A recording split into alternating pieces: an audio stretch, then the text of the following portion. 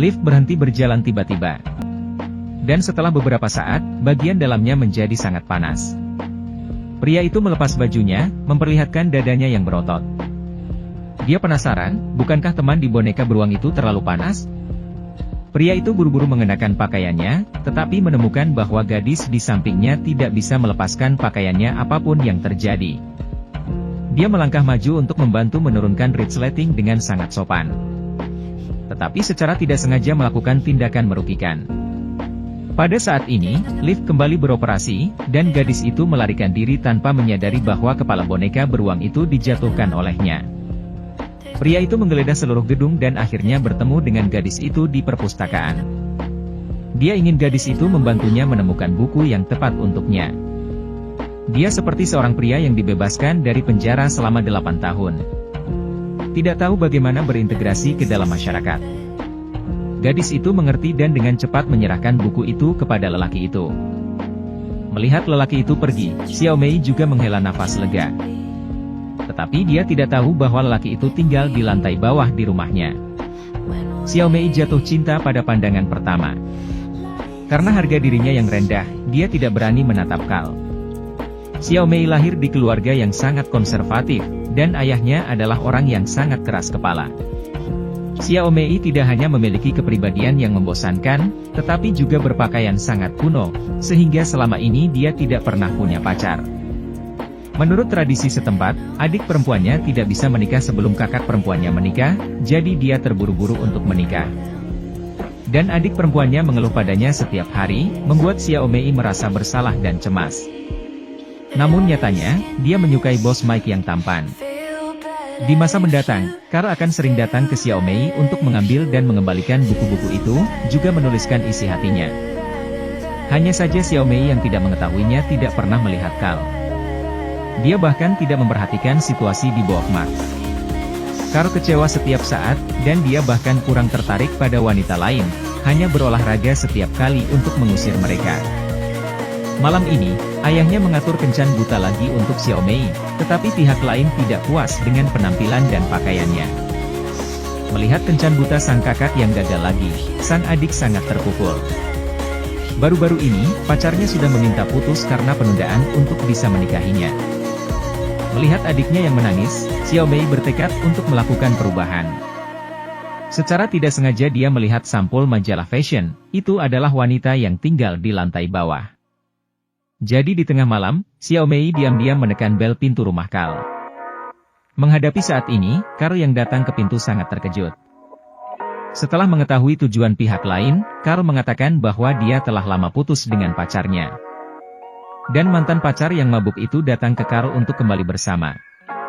Saat ini, dia salah paham dengan hubungan mereka. Meskipun Xiao Mei berusaha menjelaskan, tetapi mantan pacarnya tidak mendengarkan apapun, dan melemparkan botol anggur di tangannya ke Xiao Mei dengan amarah. Untungnya Carl melangkah maju dan menggendong Xiao Mei. Memblokir botol anggur dengan tubuhnya. Melihat punggung Carl meneteskan darah dari luka kaca, Xiao Mei bingung dan merasa sedikit aneh di hatinya. Karena tidak ada yang pernah mengorbankan dirinya untuk melindungi dirinya seperti ini. Hanya saja saat Carl sedang membersihkan lukanya, ayahnya datang tepat waktu, dan langsung salah paham dengan semua yang ada di depannya. Begitu gadis itu pulang, dia melihat pemandangan yang mengejutkannya. Keluarga sedang mengadakan upacara pemakaman. Melihat gambar itu, gadis itu langsung pingsan. Ternyata itu adalah dirinya sendiri, dia adalah gadis yang baik dengan kepribadian konservatif, dan dia adalah pria bertato yang buruk. Ketika sang ayah melihat putrinya ada di rumah pria itu, dia langsung menamparnya. Dia merasa putrinya tidak tahu malu dan merusak tradisi keluarga. Dia segera mengeluarkan ponselnya dan menelepon pembawa acara, mengumumkan berita kematian Xiao Mei, dan biarkan Xiao Mei menangis dan menjelaskan. Sang ayah tidak bisa mendengarkan sama sekali. Dengan keras kepala, dia juga memberitahu istrinya bahwa dia akan mengadakan upacara terakhir untuk putrinya.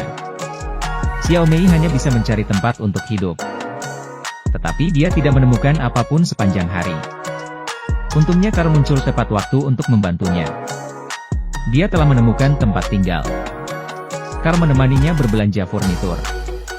Menyaksikan gadis malang itu, Carl di sebelahnya menawarkan untuk membelikannya minuman. Tanpa diduga, Xiao Mei, yang tidak pernah meminum alkohol, mengambil anggur dan meminumnya, lalu menggunakan anggur untuk membiarkan dirinya bebas. Tidak hanya bernyanyi dan menari, tetapi juga menjadi akrab dengan Carl.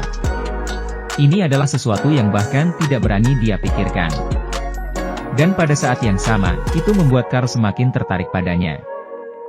Di hari-hari berikutnya, hubungan keduanya menjadi semakin akrab.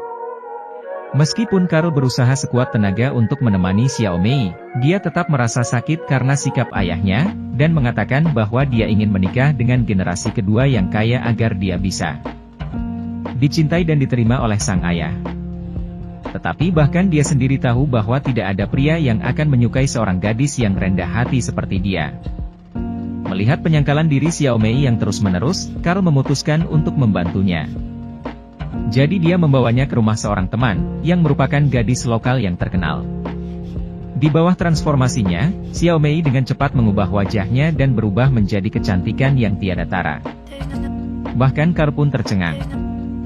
Tetapi ketika Xiao Mei pulang dengan penuh harapan, dia mengira ayahnya akan berubah. Apa yang dilihatnya saat menonton itu membuatnya benar-benar patah hati. Ayahnya mengadakan pemakamannya sendiri. Hal itu membuat Xiao Mei menangis. Tapi sekarang satu-satunya orang yang bisa memberinya kenyamanan adalah Carl, yang selalu berada di sisinya. Setelah itu, dia memutuskan untuk mengubah hidupnya dan memulai hidupnya dalam keadaan baru. Semua orang terkejut, bahkan Mike mengungkapkan rasa sayangnya padanya. Melihat bahwa orang yang dia sukai benar-benar menanggapinya, Xiao Mei dengan senang hati memberitahu Carl berita itu. Tetapi pihak lain terganggu sesaat setelah mendengarnya, tetapi dengan cepat menyesuaikan emosional. Dia tahu bahwa dia harus saling memberkati.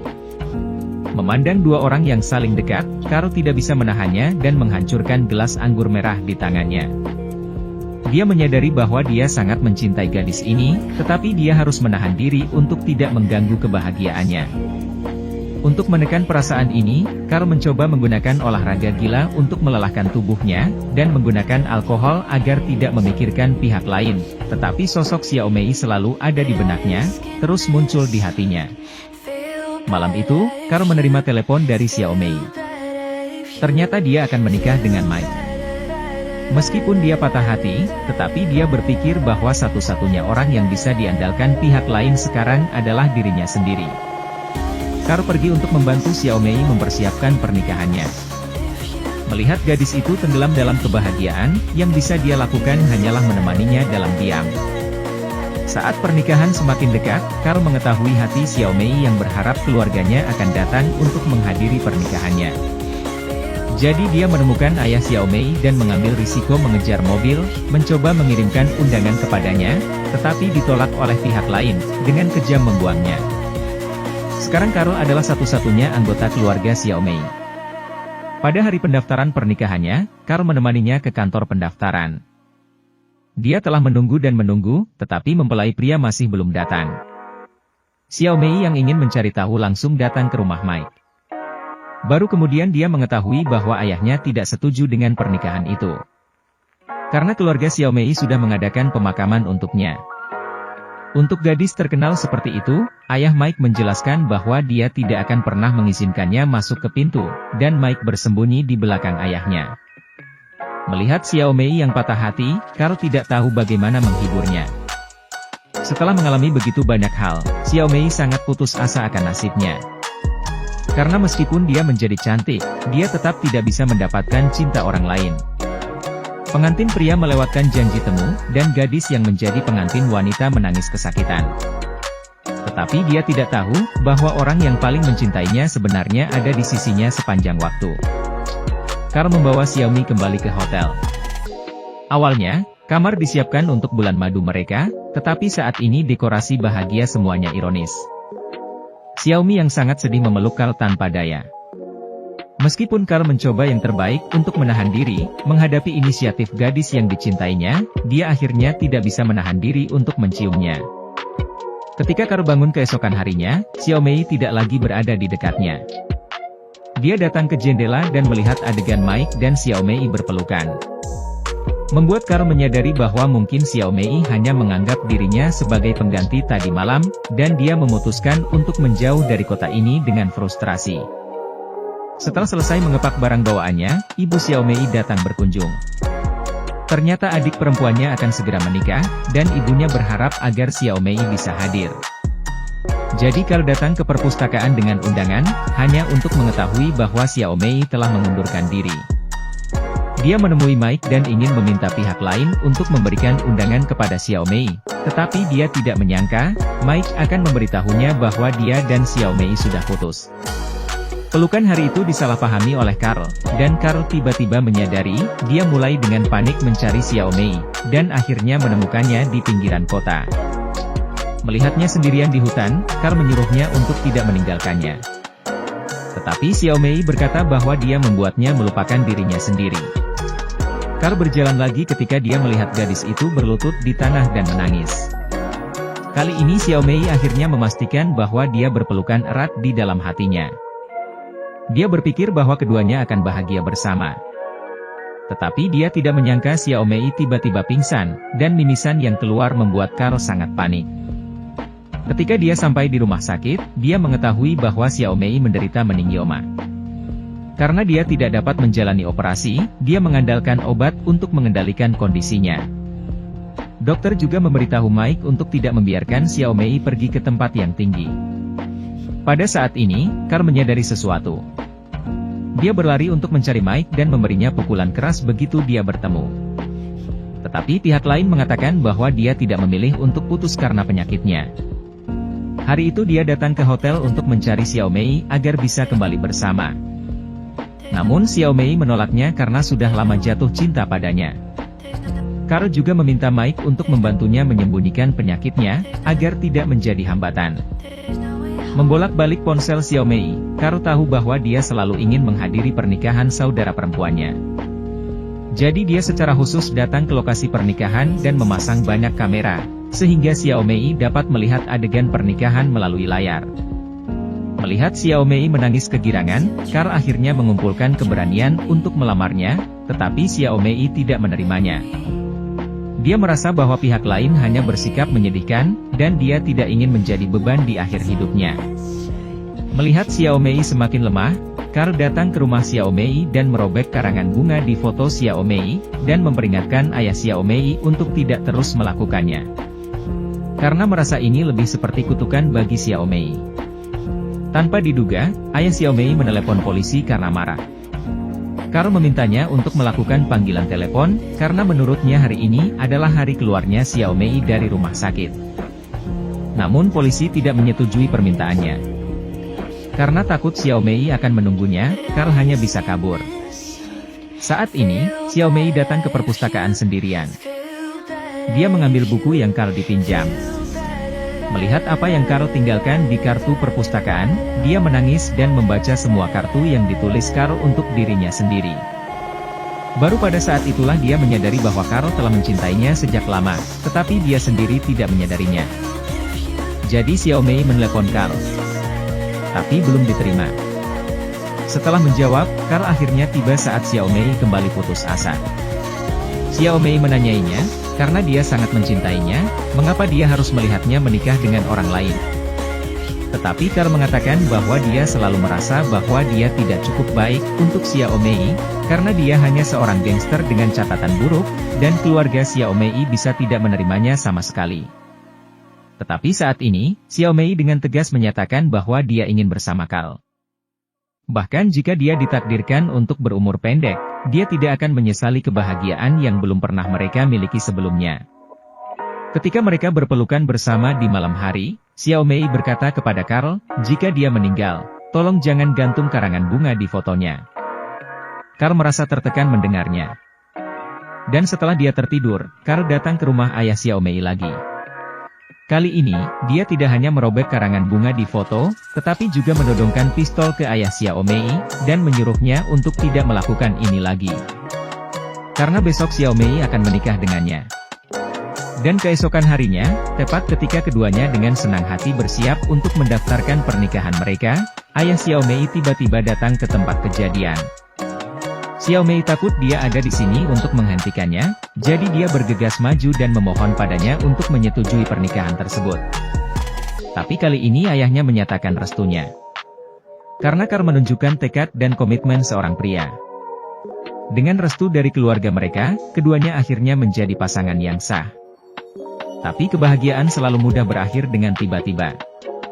Kondisi Xiaomei tiba-tiba memburuk, dan dokter mengatakan bahwa tidak ada yang bisa dia lakukan. Ketika ayahnya mengetahui kondisi putrinya saat ini, dia menyesalinya untuk sementara waktu. Dia selalu konservatif dan serius. Dia menangis terseduh-seduh, kenapa dia tidak mencintai putrinya secara mendalam. Ayah dan putrinya akhirnya berdamai saat ini. Karena Xiaomei ingin dikubur di bawah pohon besar. Ternyata ayah Carl adalah seorang pengacara terkenal. Dan karena dia tidak mau membela Carl, maka dia dikirim ke penjara. Sekarang dia memohon kepada ayahnya untuk memberinya sebatang pohon dan sebidang tanah untuk Xiaomei.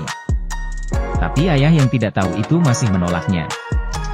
Carl datang ke tempat tidur Xiaomei dan menceritakan semua pengalamannya. Orang-orang berkata satu sama lain, "Aku mencintaimu," dan mereka saling berpelukan seperti ini. Pada akhirnya, Carl menguburkan Xiaomei di bawah pohon besar. Dia juga menjadi pengacara dari seorang gangster muda. Ketika kelopaknya jatuh, dia tahu bahwa Xiaomei ada di sisinya dalam hidup ini. Jalannya masih panjang. Dia ingin pergi, tapi tidak ada wanita yang bisa masuk ke dalam hatinya lagi. Kekuatan ajaib terbesar dari cinta adalah dapat membuat Anda menjadi lebih baik. Untuk seseorang, Anda akan penuh kekuatan, Anda akan merasa bahwa semuanya bermakna, dan Anda akan menemukan jalan ke depan di dunia yang kacau. Orang lain akan pergi suatu hari nanti, tetapi cinta ini akan tetap bersama, akan terus maju dengan berani.